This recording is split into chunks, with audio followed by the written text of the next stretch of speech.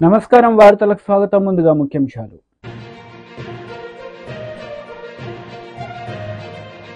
Deputy CM Pawan Kalyan press meet, పలు అంశాలపై వివరణ. మంత్రి ఉత్తమ్ కుమార్ రెడ్డి ప్రెస్ మీట్, పలు అంశాలపై వివరణ. Deputy CM Pawan Kalyan press meet నిర్వహించారు. ఈ సందర్భంగా పలు అంశాలపై ఆయన మాట్లాడారు. గ్రామసభ తీర్మానాలు చేయాలి అనేది చాలా మంది కోరికది.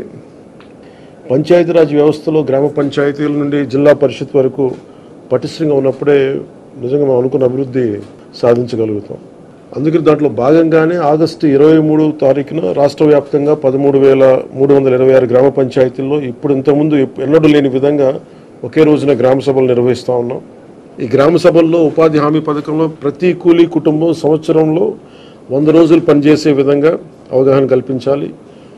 కూలీలకి ఉన్న హక్కులను తెలియజేయాలి. రైతులకు ఉపాధి హామీ పథకాన్ని సద్వినియోగం చేసుకోవడానికి సంబంధించిన పనుల వివరాలను గ్రామ సభల్లో ప్రతి ఒక్కరికి అర్థమయ్యే విధంగా తెలియజేయాలి. ఇకపైన ఉపాధి హామీ పథకాన్ని సమర్థవంతంగా అమలు చేయడానికి మనందరం కలిసి పనిచేద్దాం. పథకం అమలులో మన రాష్ట్రాన్ని దేశంలోనే మళ్ళా మొదటి స్థానంలో ఉంచడానికి కృషి చేయాలని కోరుకుంటా ఉన్నాను. గ్రామాలను అభివృద్ధి చేసే మహాత్మా గాంధీ గారి కళలాగా గ్రామ స్వరాజ్యాన్ని స్థాపించాలి, ఆ దిశగా అడుగులు వేయాలని చెప్పి మీరందరూ కలిసి మాకు సహాయ సహకారాలు ఇవ్వాలని మనస్ఫూర్తిగా కోరుకుంటున్నాను. మంత్రి గుడివాడ అమర్నాథ్ మీడియా సమావేశం నిర్వహించారు. ఈ సందర్భంగా టీడీపీ నేతలపై ఆయన విరుచుకుపడ్డారు. ఇటువంటి ఇన్సిడెంట్స్ అనేటువంటిది నిర్లక్ష్యానికి గురి కాకుండా ప్రభుత్వం చర్యలు తీసుకోవాలని, మున్ముందు ఇటువంటి సంఘటనలు జరగకుండా చూసుకునేటువంటి దానికి జాగ్రత్తలు తీసుకోవాలని, అనవసరమైనటువంటి అంశాల మీద దృష్టి పెట్టేటువంటి సమయాన్ని ఇటువంటి ఇన్సిడెంట్స్ జరగకుండా చూసుకునేటువంటి దానికి ప్రభుత్వం చర్యలు తీసుకోవాలని చెప్పి ఇప్పటికే మా పార్టీ అధ్యక్షులు జగన్మోహన్ రెడ్డి గారు ఒక ప్రకటన కూడా విడుదల చేసినటువంటి సందర్భాన్ని చూశారు. మరి వారి చిన్నారులు, చనిపోయినటువంటి చిన్నారులు చాలామంది గిరిజన ప్రాంతాలకు చెందినటువంటి చిన్నారులు. మరి వారందరికీ కూడా వారి కుటుంబాలని ప్రభుత్వం ఆదుకోవాలని, ఇటువంటి ఘటనలు జరగకుండా చూసుకునేటువంటి బాధ్యత ప్రభుత్వం తీసుకోవాలని చెప్పి కూడా ఈ సందర్భంగా మీ ద్వారా ప్రభుత్వానికి తెలియజేసుకుంటాం. ముఖ్యంగా ఈరోజు మిమ్మల్ని అందరినీ కూడా ఆహ్వానించినటువంటి దానికి గల కారణం, ఇప్పుడే రాష్ట్ర ముఖ్యమంత్రి చంద్రబాబు నాయుడు గారు శ్రీ సిటీలో కొన్ని పరిశ్రమల్ని ప్రారంభోత్సవం, కొన్నింటికి శంకుస్థాపన కార్యక్రమాలు చేసినటువంటి సందర్భాన్ని ఈరోజు కొన్ని పత్రికల్లో పెద్ద ఎత్తున అడ్వర్టైజ్మెంట్స్ కానీ, లేదా వారు ఆడికి వెళ్ళిన తర్వాత జరిగినటువంటి కార్యక్రమాలను కానీ చూసాం. అయితే నా ద్వారా ప్రజలకి చెప్పాల్సింది ఏంటంటే, అసలు ఒక ఇన్సిడెంట్, ఒక పరిశ్రమ ఏర్పాటు చేయాలంటే దానికి కావాల్సినటువంటి సమయం ఎంత? వారు ప్రభుత్వంలోకి వచ్చి 2 మాసాల 12వ తారీఖున అనుకుంటా బహుశా ప్రమాణ స్వీకారం చేసి 2 మాసాల ఒక వారం అయింది. ఈరోజు 16 పరిశ్రమలని ప్రారంభోత్సవం చేశారు. ఇప్పుడే కాదు, రానటువంటి ఇంకో 1.5, 2, 3 సంవత్సరాల వరకు జగన్మోహన్ రెడ్డి గారి హయాంలో మేము తీసుకొచ్చినటువంటి పరిశ్రమల్ని ప్రారంభోత్సవాలు చేయడానికి వారికి సమయం పడుతుంది. ఇదేదో ఆయన బ్రాండ్ని చూసి వచ్చినట్టుగా వారు మాట్లాడుతున్నటువంటి మాటలు చూస్తే కాస్త ఆశ్చర్యానికి గురి చేస్తుంది. ఎందుకంటే కనీసం ఒక 100 కోట్ల రూపాయలు పెట్టుబడి పెట్టి ఒక పరిశ్రమ పెట్టాలన్నా కనీసం 6 నెలల నుంచి సంవత్సరం సమయం పడుతుంది. ఈరోజు వారు ప్రారంభోత్సవాలు చేసినటువంటి ఏ ఒక్క పరిశ్రమ కూడా వారి బ్రాండ్ ఇమేజ్తోనో లేదా వారు ప్రభుత్వంలోకి వచ్చిన తర్వాత వచ్చినటువంటి కావు అనేటువంటి విషయాన్ని వారు గమనించి మాట్లాడితే బాగుండు అనేటువంటి అభిప్రాయాన్ని మాకు మీ ద్వారా ప్రజలకు తెలియజేయాలనేటువంటి ఉద్దేశంతో ఎందుకంటే కంపెనీలకి చాలా మట్టుకు శంకుస్థాపనలు మా ముఖ్యమంత్రి గారు కానీ నేను కానీ మా హయాంలో చేసినటువంటి కొన్ని భూములు ఇచ్చి అలాట్మెంట్స్ చేసి వారిని ఆకర్షించి ఇక్కడ మన దగ్గర పెట్టుబడులు పెట్టాలన్నటువంటి కార్యక్రమం చేసినటువంటి సందర్భాలు కానీ, లేదా రానటువంటి కాలంలో ఇప్పుడు కొన్ని శంకుస్థాపనలు కూడా వారు ఈరోజు కొన్ని భూమి పూజలు కూడా చేశారు, వాటికి అలాట్మెంట్స్ కానీ ఇవన్నీ కూడా జగన్మోహన్ రెడ్డి గారి హయాంలో వారి నేతృత్వంలో వారు ముఖ్యమంత్రిగా మేము ప్రభుత్వంలో ఉన్నప్పుడు చేసినటువంటి అలాట్మెంట్స్ అనేటువంటి విషయాన్ని వారు గమనించాలని చెప్పి సందర్భంగా కోరుతా ఉన్నా. ఏది ఏమైనప్పటికీ మార్కెటింగ్లో చంద్రబాబు నాయుడు గారిని మించినటువంటి వ్యక్తి మరొకరు లేరు అనేటువంటిది జగమెరిగినటువంటి సత్యం. ఏ కార్యక్రమం చేసినా ఎవరు పని చేసినా ఆ చేసినటువంటి పని నేనే చేశానని చెప్పుకునేటువంటి దాంట్లో వారిని మించినటువంటి వ్యక్తి మరొకరు లేరు అనేటువంటి విషయాన్ని కూడా మన అందరికీ తెలుసు. అది జగమెరిగినటువంటి సత్యం. ఉదాహరణకి భోగాపురంలో నిర్మిస్తున్నటువంటి ఎయిర్పోర్ట్ కానివ్వండి, లేదా శ్రీకాకుళం మూలపేటలో నిర్మిస్తున్నటువంటి పోర్టు కానివ్వండి, లేదా మచిలీపట్నంలో నిర్మిస్తున్నటువంటి బందర్ పోర్టు కానివ్వండి. మాజీ మంత్రి కేటీఆర్ మీడియా సమావేశం నిర్వహించారు. ఈ సందర్భంగా పలు అంశాలపై ఆయన మాట్లాడారు. తెలంగాణ పౌరుషాన్ని, తెలంగాణ యొక్క ఆత్మగౌరవాన్ని చాటే విధంగా చాలా గొప్పగా ఒక అద్భుతమైన భవనాన్ని నిర్మాణం చేసి తెలంగాణలోని భవిష్యత్ తరాలకు అందించాలనే ఉద్దేశంతో అక్కడ ఒక మంచి డిజైన్ ఎంపిక చేసి చాలా లోతుగా ఆలోచించి సెక్రటేరియట్ కట్టారు. కట్టిన తర్వాత సెక్రటేరియట్కి ఏ డాక్టర్ బాబాసాహెబ్ అంబేద్కర్ వల్లనైతే తను రాసిన రాజ్యాంగంలో పెట్టిన ఆర్టికల్ 3 ఏదైతే ఉందో దానివల్లనే తెలంగాణ రాష్ట్రం ఏర్పడ్డది. కాబట్టి ఆ మహనీయుడికి ఘనమైన నివాళి అర్పించాలని చెప్పి సెక్రటేరియట్కి ఒక పక్కన ప్రపంచంలోనే అతిపెద్దదైన బాబాసాహెబ్ విగ్రహం పెట్టారు. అదేవిధంగా సెక్రటేరియట్కి కూడా డాక్టర్ బాబాసాహెబ్ అంబేద్కర్ గారి పేరే పెట్టారు. దాంతోపాటు కేసీఆర్ గారు అసెంబ్లీలోనే చెప్పారు, ఆ సెక్రటేరియట్లో కూర్చుని పరిపాలించే పాలకులు ఎవరైనా భవిష్యత్తులో వారికి వందలాది మంది తెలంగాణ బిడ్డలు ఎవరైతే త్యాగాలు చేశారో, తమ ప్రాణాలు అర్పించారో, అమరులయ్యారో వారి ఆశయాలు, వారి త్యాగం నిరంతరం గుర్తుండే విధంగా, వారి త్యాగ నిరతి నిరంతరం జ్వలిస్తూనే ఉండే విధంగా అమర జ్యోతిని కూడా సెక్రటేరియట్కి ఎదురుగానే అద్భుతంగా ఒక పర్యాటకులను కూడా ఆకర్షించే విధంగా, అదేవిధంగా ఆ స్ఫూర్తి పాలకులకు కూడా నిరంతరం అందే విధంగా అమర జ్యోతిని ఎదురుగా పెట్టడం జరిగింది. పెట్టిన తర్వాత తెలంగాణ అస్తిత్వానికి ప్రతీక, తెలంగాణ ఆత్మగౌరవానికి ప్రతీక అయిన తెలంగాణ తల్లిని అక్కడే ప్రతిష్ఠించాలన్న ఉద్దేశంతో ఒక అద్భుతమైన ఐలాండ్ను కూడా అక్కడ క్రియేట్ చేయడం జరిగింది. ఇదివరకు అది లేదు, ఐలాండ్ అక్కడే క్రియేట్ చేయడం జరిగింది. చేసి ఆనాడు దశాబ్ది ఉత్సవాల్లోనే నిర్ణయం తీసుకున్నాం అక్కడ తెలంగాణ తల్లిని ప్రతిష్ఠించాలని. కానీ ఈరోజు కాంగ్రెస్ పార్టీ ఎంత కుసంస్కార పార్టీ అంటే, ఆ ముఖ్యమంత్రి జై తెలంగాణ అన్నాడు, అంబేద్కర్ విగ్రహానికి దండేయుడు, 125 ఫీట్ల ఎత్తుల్లో ఉండే అంబేద్కర్ విగ్రహాన్ని కనీసం స్వతంత్ర దినోత్సవం నాడు కానీ 14 ఏప్రిల్ నాడు ఆయన జయంతి నాడు కానీ కనీసం అక్కడ లైటింగ్ ఏర్పాటు చేయరు, కనీసం పరిశుభ్రత కూడా పాటించరు. అమరజ్యోతి ఇంతవరకు కనీసం పర్యాటకుల కోసం ఓపెన్ కాలేదు. ఇంకా పైపెచ్చు ఇవన్నీ చాలదన్నట్టు ఏ రాజీవ్ గాంధీ గారైతే తెలంగాణ బిడ్డ అంజయ్యను అవమానించారో ఆ అంజయ్య గారి పేరు పక్కనే ఉండే పార్కుకు పెట్టింది ఆనాడు ప్రభుత్వం. కానీ అంజయ్య గారి పేరు పోయింది, అది లుంబిని పార్క్ అయింది. ఇప్పుడు ఏ అంజయ్య గారిని అయితే అవమానించిన వ్యక్తి ఉన్నారో ఆయన విగ్రహాన్ని తెచ్చి మా నెత్తిన రుద్దడం అంటే ఇది ఎంతవరకు న్యాయం అని చెప్పి వాళ్ళు నేను మా పార్టీ తరఫున అడుగుతా ఉన్నాం. మేము 10 ఏళ్లు చాలా సంస్కారవంతంగా వ్యవహారం చేసినాం. రాజీవ్ ఆరోగ్యశ్రీ అనే పథకం ఉంటే దాని పేరు మార్చలేదు, అట్లే కొనసాగించాం. మా పేరు పెట్టుకోవచ్చు, ఇంకో పేరు పెట్టవచ్చు, కానీ మార్చలేదు.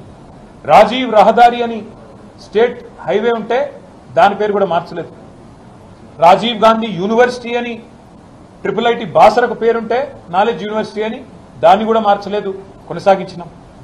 ఉప్పల్లో ఉండే అంతర్జాతీయ స్టేడియంకు రాజీవ్ గాంధీ స్టేడియం అని పేరున్నా దాన్ని కూడా కొనసాగించినాం తప్ప మార్చలేదు. అదే మాదిరిగా అంతర్జాతీయ విమానాశ్రయం పేరు రాజీవ్ గాంధీ అంతర్జాతీయ విమానాశ్రయం ఉన్నా దాన్ని కూడా కొనసాగించినాం తప్ప కుసంస్కారవంతంగా ఆలోచన చేయలేదు. కానీ వాళ్ళ బాధతోనైనా చెప్పక తప్పడం లేదు. మీరు తెలంగాణ తల్లిని అవమానించిన తర్వాత తెలంగాణ అస్తిత్వానికి ప్రతీక అయిన మనందరి తల్లి లాంటి తెలంగాణ తల్లిని మీరు అగౌరవపరిచిన తర్వాత తప్పకుండా ఈ మాట బాధతోనే చెప్తా ఉన్నాం. రాజీవ్ గాంధీ గారు మరి తెలంగాణకు ఆయనకు సంబంధం ఏందో నాకే తెలియదు. రాహుల్ గాంధీ దగ్గర మార్కులు కొట్టేయాలంటే మీ గాంధీ భవన్లో పెట్టుకో, లేదా జూబ్లీహిల్స్లో నీ ఇంట్లో పెట్టుకో, ఎవరు వద్దంటలేదు.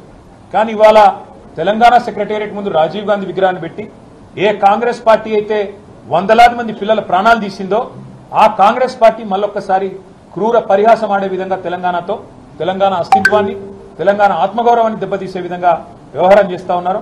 మేము తప్పకుండా మాటిస్తా ఉన్నా మా తెలంగాణలోని అన్నదమ్ములకి, ఆడబిడ్డలకి, మన పోరాటమే అస్తిత్వ పోరాటం, ఆత్మగౌరవ పోరాటం. తప్పకుండా మనం మళ్ళీ తిరిగి వస్తాం. అది కాంగ్రెస్ వాళ్ళకు తెలుసు, మీకు తెలుసు, మాకు తెలుసు. 4 ఏళ్లలో మళ్ళీ కేసీఆర్ గారి నాయకత్వంలో తిరిగి తెలంగాణలో ప్రభుత్వం కూడా మనది ఏర్పడుతుంది.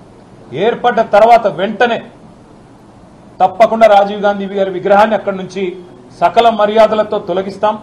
అక్కడి నుంచి వారు కాంగ్రెస్ వారు ఎక్కడికి కోరుకుంటే అక్కడికి తరలిస్తాం. అక్కడ మాత్రం ఖచ్చితంగా తెలంగాణ తల్లి విగ్రహాన్ని పెడతాం. కాంగ్రెస్ నేతలు మీడియా సమావేశం నిర్వహించారు. ఈ సందర్భంగా పలు అంశాలపై వారు మాట్లాడారు. శాసన సభ్యులు, శాసన మండలి సభ్యులు, మరి అందరికీ నేను నమస్కారం తెలియజేస్తూ ఈరోజు మేము ఈ ప్రెస్ మీట్ ఉద్దేశం, లక్ష్యం రాష్ట్రంలో ప్రతిపక్షాలు ఒక తప్పుడు వాదనతో, ఒక రాజకీయ దురుద్దేశంతో రైతుల్లో ఆందోళన కలిగిస్తున్న విషయం గమనించి చాలా విషయాలు క్లారిఫై చేయాలనే ఉద్దేశంతో ఈ ప్రెస్ మీట్ పెట్టడం జరిగింది. నిస్సందేహంగా స్వతంత్ర భారతదేశంలో ఈరోజు తెలంగాణలో కాంగ్రెస్ ప్రభుత్వం, ముఖ్యమంత్రి రేవంత్ రెడ్డి గారు, ఉప ముఖ్యమంత్రి బట్టి విక్రమార్క గారు, వ్యవసాయ శాఖ మంత్రి తుమ్మల నాగేశ్వరరావు గారి ఆధ్వర్యంలో చేసిన రుణమాఫీ స్వతంత్ర భారతదేశంలో ఎక్కడా ఎన్నడూ జరగలేదు. ఇది యావత్ భారతదేశంలో కూడా అందరికీ ఒక గొప్ప సందేశం, సంకేతం పోయిందని చెప్పి నేను మనం చెప్తున్నాను. నేను గత 5 ఏళ్లు పార్లమెంట్ లో ఉండి అనేక రాష్ట్రాల్లో అగ్రికల్చర్ డిస్ట్రెస్ గురించి అనేక విషయాల్లో పార్లమెంట్ లో కూడా చర్చల్లో పాల్గొన్నా. అక్కడున్న వాళ్ళు కూడా రైతులకు అనేక విధాలుగా మోసం చేశారు. వాళ్ళు ఏనాడు కూడా కేంద్రంలో ఉన్న వాళ్ళు మన్మోహన్ సింగ్ గారు ప్రధానమంత్రి ఉన్నప్పుడు దేశవ్యాప్తంగా రైతులందరికీ రుణమాఫీ చేసిన తర్వాత, ఆ తర్వాత వచ్చిన బీజేపీ ఏనాడు కూడా రుణమాఫీ అసలు మాట కూడా మాట్లాడలేదు. అదేవిధంగా వాళ్ళు గత 5-10 ఏళ్ల నుంచి రైతుల ఆదాయం రెట్టింపు చేస్తామని చెప్పి ఒక ఫ్లాగ్షిప్ స్లోగన్ గా పెట్టి డబ్లింగ్ ఆఫ్ ఫార్మర్స్ ఇన్కమ్ అనేక మార్లు ఆ విషయాన్ని పార్లమెంట్ లో, బడ్జెట్ సెషన్ లో బయట మాట్లాడి ఆ విషయంలో కూడా రైతుల మేలు కోసం ఒక్క స్టెప్ కూడా తీసుకోలేదు. ఆనాడు మన్మోహన్ సింగ్ ప్రభుత్వం రైతు రుణమాఫీ పెద్ద ఎత్తున చేయడం జరిగింది. దేశవ్యాప్తంగా ఒక విప్లవాత్మక అడుగు ముందుకేసింది రైతులకి మేలు చేయడానికి. ఈరోజు తెలంగాణలో కాంగ్రెస్ ప్రభుత్వం అంతటి విప్లవాత్మక మార్పు తీసుకురావడానికి, రైతుల జీవితాల్లో రుణ విముక్తి చేయడానికి ఒక సాహసోపేతమైన ఒక రెవల్యూషనరీ స్టెప్ మేము తీసుకున్నాం. అప్రిషియేట్ చేయకపోగా ఒక రాజకీయ దురుద్దేశంతో ప్రతిపక్షాలు తప్పుడు ప్రచారం చేయడం, ఒక గందరగోళ వాతావరణం సృష్టించే ప్రయత్నం చేస్తున్న విషయాన్ని యావత్ తెలంగాణ రైతాంగానికి వైసీపీ లీడర్ మీడియా సమావేశం నిర్వహించారు. ఈ సందర్భంగా పలు అంశాలపై ఆయన మాట్లాడారు. ఆంధ్రప్రదేశ్ రాష్ట్రంలో దౌర్జన్యాలు, దహనకాండలు, అల్లర్లు, మానభంగాలు ఇలాగా ఆంధ్రప్రదేశ్ అంతా కూడా ఎప్పుడు కూడా లేని విధంగా అగ్నిగుండంలో మారుస్తూ ఉన్నారు. గతంలో లోకేష్ గారు చెప్పినట్టు రెడ్ బుక్ రాజ్యాంగాన్ని నడుపుతా ఉన్నారు ఆంధ్రప్రదేశ్ రాష్ట్రంలో. ఇది ఇవాళ క్లియర్గా తేటతెల్లం అవుతా ఉంది. ఇన్ని హత్యలు జరుగుతూ ఉన్నాయని సాక్షాత్తు మరి జగన్మోహన్ రెడ్డి గారు దేశ రాజధాని ఢిల్లీలో ఆయన ప్రొటెస్ట్ కార్యక్రమం దేశం అంతా కూడా అక్కడ ఉన్న ఎంపీలకి ప్రభుత్వాలకి తెలిసే విధంగా ఇక్కడ హత్యా రాజకీయాలు జరుగుతున్నాయి, దీన్ని ఆపాలి అనే కార్యక్రమంతో ఆయన ఢిల్లీలో ప్రొటెస్ట్ కార్యక్రమం చేస్తే దాన్ని ఇష్యూ డైవర్షన్ అంటే లోకేష్ క్లియర్గానే చెప్పాడు, రెడ్ బుక్లో మేము రాసుకుంటున్నాము, రెడ్ బుక్ ప్రకారంగానే మేము రాజ్యాంగం చేస్తామని చెప్పింది అలా చేస్తూ ఉన్నారు. దాన్ని వెంటనే ఇష్యూ డైవర్షన్ చేసే కార్యక్రమం మదనపల్లిలో డైరెక్ట్గా చంద్రన్న ఫైల్స్ ఒకటి ఈ మధ్య కొత్తగా తయారు చేశాడు చంద్రబాబు నాయుడు గారు. చంద్రన్న ఫైల్స్ అని మొదలుపెట్టాడు. అంటే ఏదో రకంగా సూపర్ 6 అనే హామీలు ఇచ్చారు వాళ్ళు. ఆ సూపర్ 6 హామీల్ని డైవర్ట్ చేయాలి ప్రజలకి అని చంద్రన్న ఫైల్ స్టార్ట్ చేశాడు. మదనపల్లిలోనంట అక్కడ అగ్ని ప్రమాదం జరిగితే పెద్దిరెడ్డి రామచంద్రారెడ్డి గారి పైన ఏదో రకంగా బురద జల్లాల అనే కార్యక్రమం చేస్తూ ఏదైతే ఎలక్షన్ టైంలో ల్యాండ్స్కి సంబంధించి ఆ ఇష్యూ జరిగిందో, ఏదైతే దాన్ని ఏంటన్నది ల్యాండ్ టైటిలింగ్ ఇష్యూ, దాన్ని ప్రభుత్వం అప్పుడున్న జగనన్న పైన ఏ రకంగా అయితే బురద జల్లారో సేమ్ అదే తరహాలో ఈ ఫైల్స్ అనే కార్యక్రమం స్టార్ట్ చేశారు.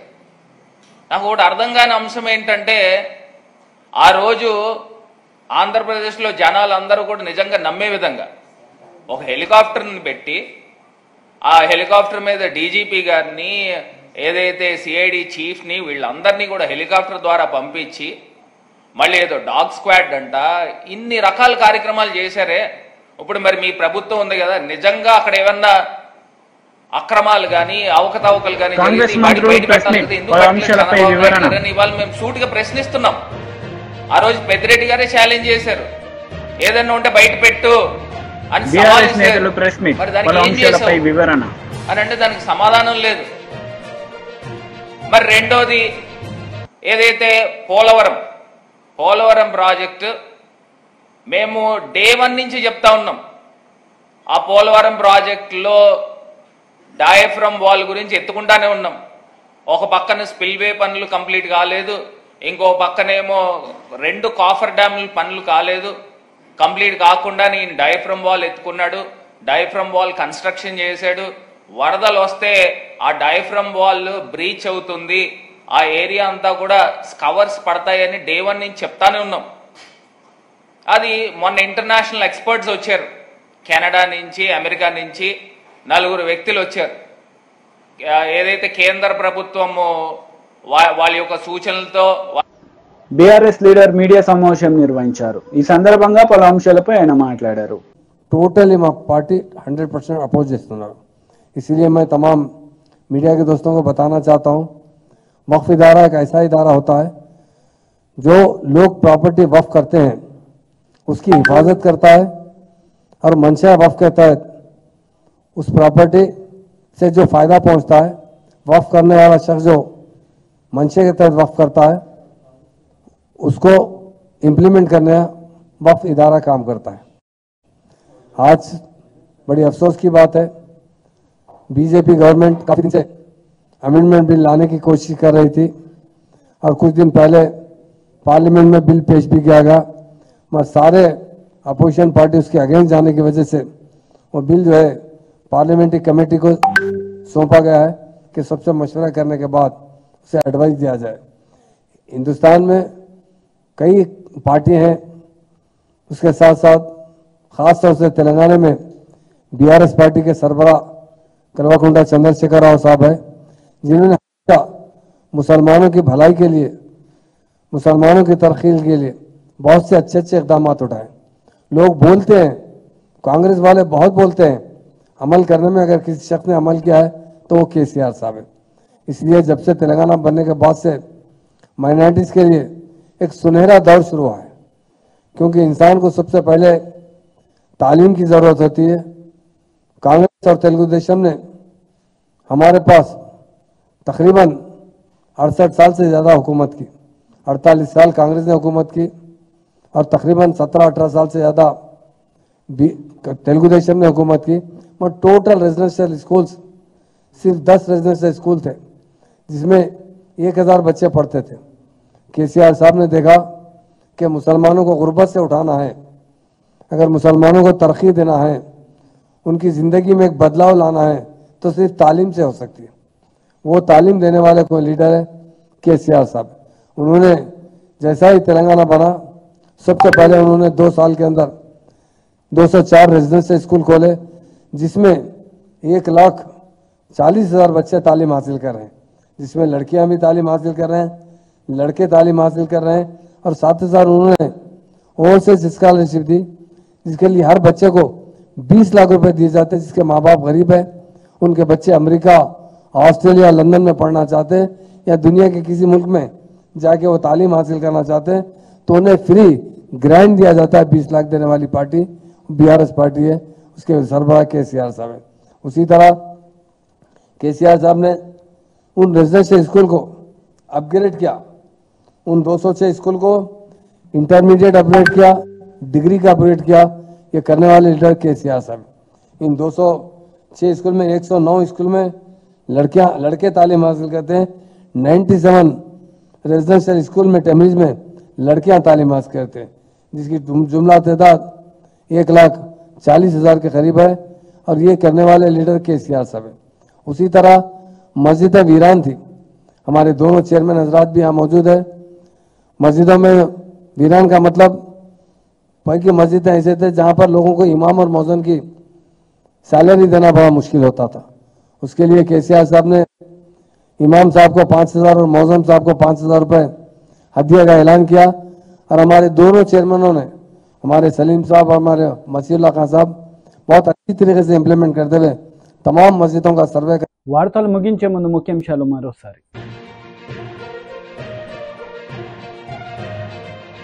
Deputy CM Pawan Kalyan press meet, పలు అంశాలపై వివరణ.